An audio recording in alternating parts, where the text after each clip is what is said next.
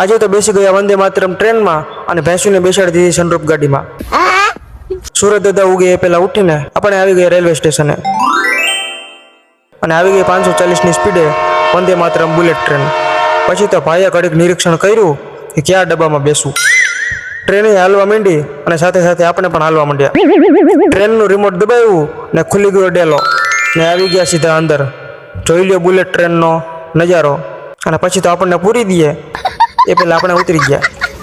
પાછા આવી ગયા વાડીએ અને થઈ ગયા રેડી.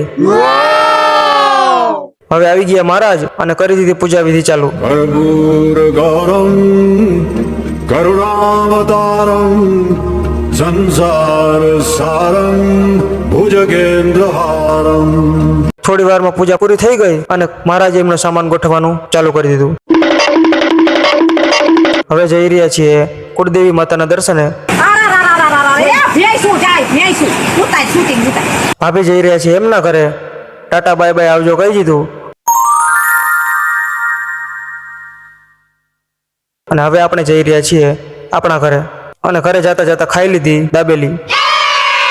રસ્તામાં દેખાઈ ગયા હેલિકોપ્ટરના પાંખડા. તમે તો જોયા જ નહીં હોય. આ બનાવતા કઈ રીતે હશે? જેને ખબર હોય કોમેન્ટમાં જરૂર જણાવજો. આપણે માણકીનો હતો આજે ઉપવાસ તો કરાવી દીધો ફરાળ.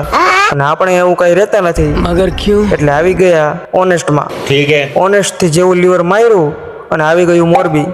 અને પછી તો મોરબીથી રાજકોટ આવતા તો વાર જ ન લાગે. આવી ગયા પાછા રંગીલા રાજકોટમાં. તો મળીએ આવતા બ્લોગમાં.